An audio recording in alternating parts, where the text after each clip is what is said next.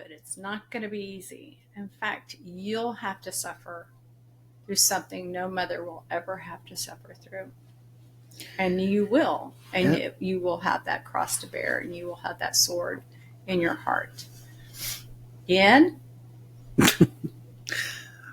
She was in, Yeah. right?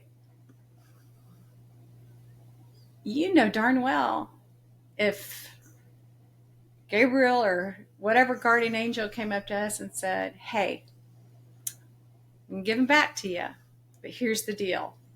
You can go through it all over again. Mm-hmm. Oh, I did. In a minute. I miss him that much.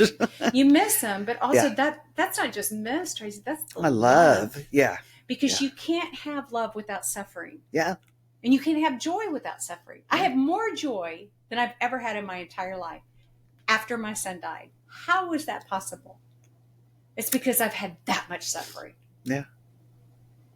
And my life isn't about this earth anymore. It's not about this anymore. I love my children. I love my family. And I love being with them. I don't know. It's the best. It's the best. But I'm more concerned that I'll be with them for eternity and not just on this earth. My life is not about this earth anymore. And I think there's so much comfort in that now. I used to be afraid of dying. Me too. And now I'm like, no, when they say, are you ready? Like, are you prepared? Yeah. The only thing is I would like to see my grandkids. Anybody out there want to give me a grandkid? Well, And you know who I'm talking to. Well, I get you, but here's the thing. We just lost my mom. Yeah. She got to see that baby before I did. And she's seeing so many others, I mean, it's just, you do. And she's up there giving him lots and lots of hugs. Golly. He's literally in heaven with his grandmother.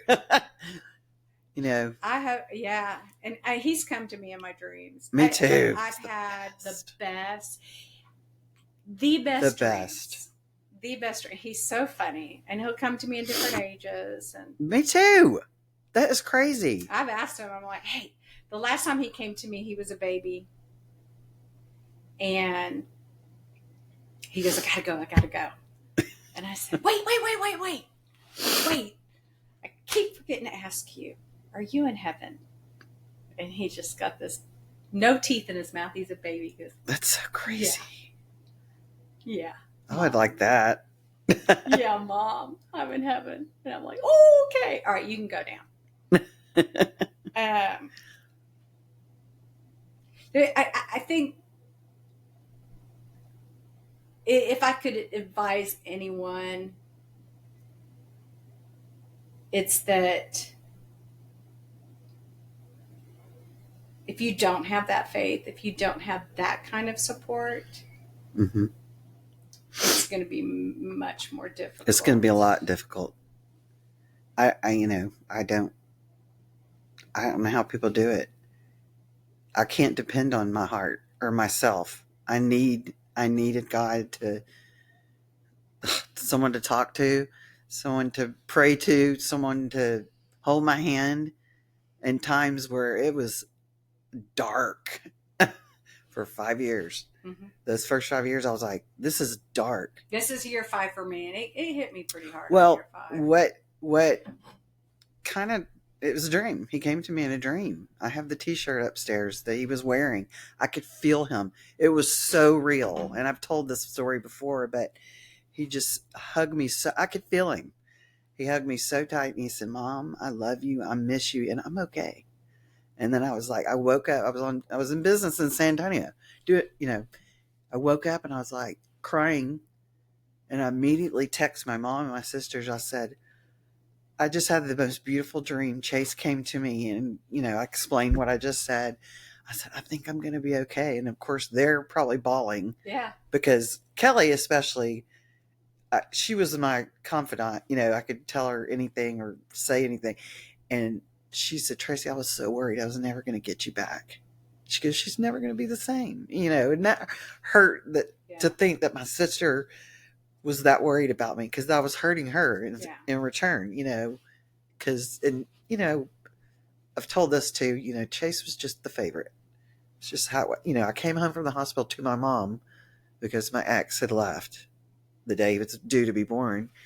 And anyway, so those dreams are so important, and I remember them vividly. Mm-hmm. But I really felt him. Like I haven't really had that dream where, it was like I was hugging him. And I was like, it was beautiful. And I wish I would have more. I would love that again. But,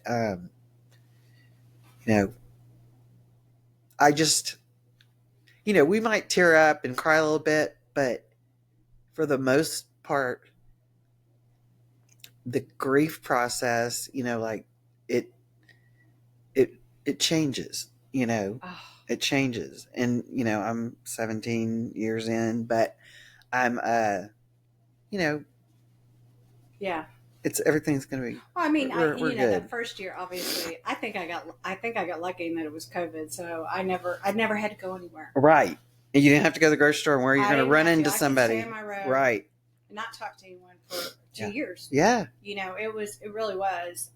It's like you need that time for healing. It was 100% me being able to heal myself where I was. My husband at the time, this did not break up our marriage. It was already headed towards that, but it was a big eye opener for me. And one of the reasons that I couldn't deal anymore was because he kept saying, "What's wrong?" Well, yeah, he died, but move on. And so people grieve in very different ways. And I'm like, "What's wrong? What's wrong?" Like at that time, you're probably going, "What's right?" I'm like, I can't, and I've learned a lot. I've learned a lot about the type of person he was and why he even felt that way, and that it's just him being different. And so, again, our divorce had nothing to do with him. It may look like it from the outside in, sure. But it just was one of those things that was like, just made the crack bigger. I knew, and I honestly knew that I wasn't going to heal right if I stayed. I knew personally that I wasn't going to heal how I needed to, that I was going to deal with that too. And it was just going to be, I just couldn't. And, good, bad, or indifferent, that's how it happened. But there was this, I was going to tell you. So there's a friend of mine. She had lost her daughter to an asthma attack. And I'm trying to think if she was maybe a freshman in high school. Anyway, her husband was a medic, and he was the first one on the scene and couldn't save her. Oh, bless her heart. She'd lost her husband, not her husband, she had lost her father to suicide. She's the most beautiful soul, this woman. I mean, she can't talk to you about anything without crying. She cries for joy. She cries for everything. And I love her dearly. I would say a year in, probably about a year after Gary died, she gave me the book that really changed my life. And it was a book by Father Chris Alar called After Suicide. I've recommended it to people who have just had loss, not just suicide, because to me it's not about just suicide. It's about loss, and it's about what to do with it. And it's Catholic faith-based, about your catechism, and about how the efficacy of prayer and that sort of thing. It really, first of all, it helped me understand my faith and my religion better than I'd ever had until Father Mike and the Bible in the Year came around. It was like all these things kind of added up. But this guy, he was a businessman, nice looking, top of his A game, and his grandmother committed suicide. And the story of how he got from where he was to a priest is just incredible. Huh. And then he'll give other stories, other accounts of other people that have gone through all these different situations. It was a game changer for me after I read that book, and it was also about the divine mercy Mm-hmm. and the Jesus I trust in you, and so all these things kind of started happening at the same time. I read the Lamb's Supper. I wanted to get back into church. My sister, out of the blue, starts teaching me divine mercy. Mm-hmm. Never heard it. Then this friend of mine gives me this book. It was all just kind of, she goes, and she even said, she goes, I'm not sure she's ready for this yet or not. But I was, she waited to give it to me. And yeah, it was a game changer for me. So I think I know I'm over the top with stuff like that. I know that it's your way. I mean, it's who there's I nothing am. wrong with like, it. Yeah. I know that, people are like, You know, crazy. But everybody knows what works for them. I'm like, you will never hear judgment from this one because everybody has a different process. And I mean, I love hearing the story because I'm like, oh, maybe I'll pick that book up. Or, everybody's different. Everybody's different. Everybody. I'm naturally a positive person. Me too. I'm a naturally positive person. My glass is full. It has almost full. Been yeah, full. always. I know joy, and I look for it, and I love helping people. But I'm far from naive. I've got so much more suffering to do. There's so many other things that I know are going to happen. They are. They just are. It's happened to me. I know. They have. They have, and they will continue to. Yeah, it's life. It's life. It's going to happen. Yeah. And you're like, how are you going to deal with the next one? How are you going to deal with the one after that? You know? And so, the good comes and the bad comes, and it's kind of how you handle it too, and where you focus. Like I'm gonna focus my prayer and with God, and but sadly, not everybody believes like we do. You know what I mean? And I'm sorry for that, because the most miserable people that I know are non-believers. It's such a pride and I don't say anything to them because I'm just like, that's their thing, not mine. Well, and to me, it's such a pride thing because I think, like, I was a teacher for 30 something years, and I quite honestly, and on my classroom door, they should put the therapist is in session. There was always another teacher in there, just blah, blah, blah, blah, I was always a therapist, and I got to the point where I realized, all these people are dumping on me. I never dump on them. Well, you're not judging. You're not. No. And then I was like, how come I'm not vulnerable? How come, and there were a couple of times that I did have a close call with my oldest daughter when her anxiety was so bad that she would have thrown herself in front of a car. Like it really was. I mean, we did go through all this before. This wasn't, something new. Yeah. Plus, and then she had a tumor, got diagnosed with a 7-pound tumor when she was a junior in high school. And you're like, here, okay, bring it, all these little things that happen. I know that there's going to be more. I just think if you don't have those things, kind of help me to be that vulnerable.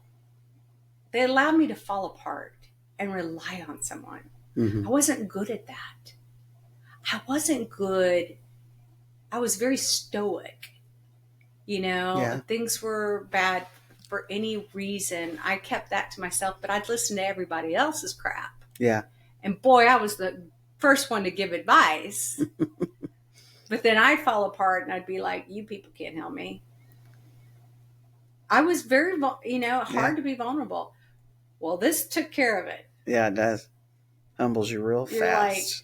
Like, there's I think I got it at Hobby Lobby. There was a picture that said, "Let today be enough. Let all you do today be enough."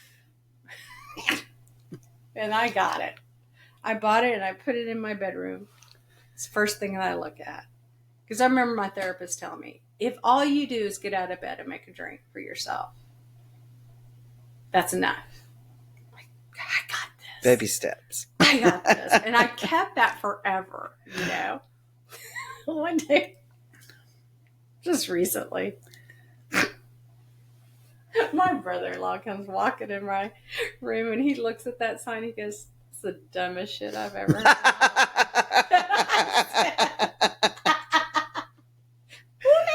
Get out of my room. What are you talking about? That's my mantra, not yours. He goes, and you know, he's got a son that he was trying to get him to go get to work. He goes, "That's lazy."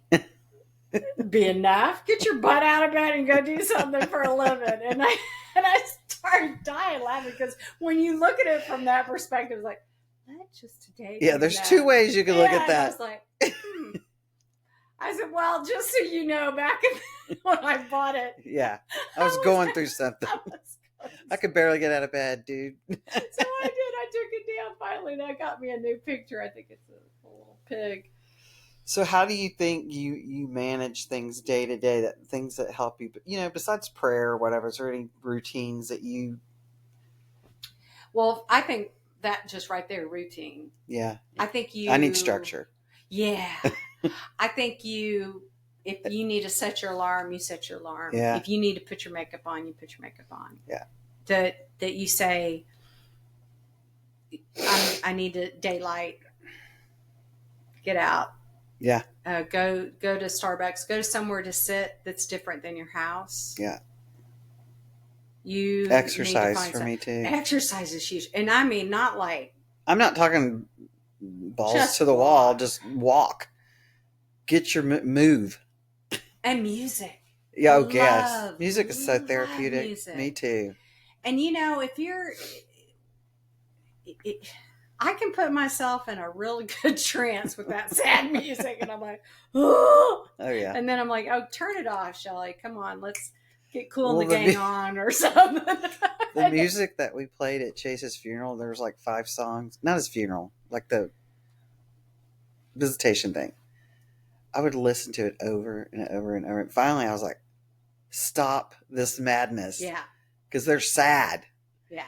So I put it away, and every once in a while, when one of them comes on, I kind of giggle at myself. I was like, "Ooh, I remember those days," because I was, you know. But again, it helped you. Well, I mean, I guess, it helped you from A to B.